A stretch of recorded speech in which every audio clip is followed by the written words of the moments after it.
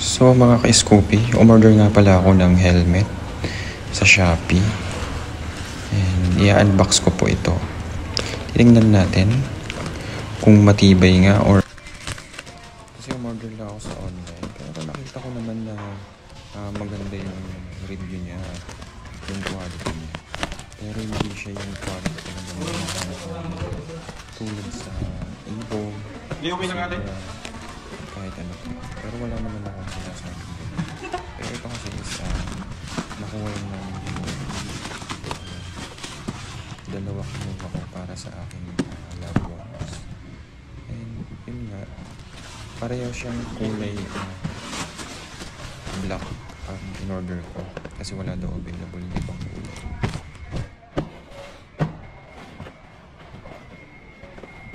Ayan, dalawang box, dalawang order nga pala yun. Oh, helmet. So ayan yung kulay niya. Matte black yung pinili ko. Kasi walang available yung blue sea. Pero maganda din naman yung quality niya. Para sa akin, 4 star na din to. Maganda ba? Yung item na to is Chinese brand. And kasyang-kasya sa akin. Ayan, sinukat ko siya.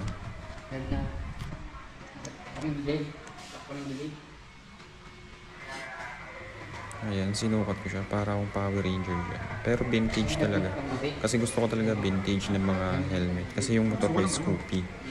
And yan ang napili ko para babagay sa aking motor.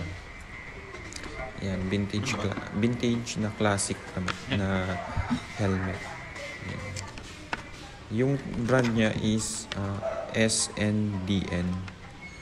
And is ililink ko na lang below yung kung saan ko nabili tong ayan. Sineset up ko yung lock niya kaso di ako marunong. Ayan. Akala ko wala yung yung pang adjustable. Ayan.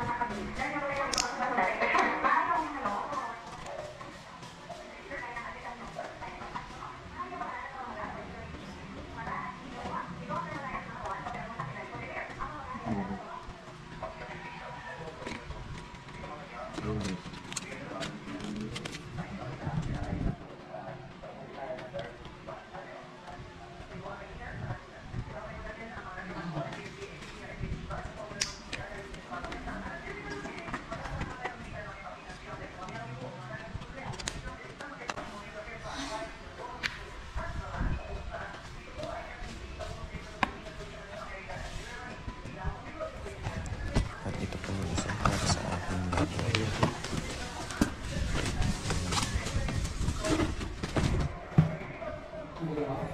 ayan.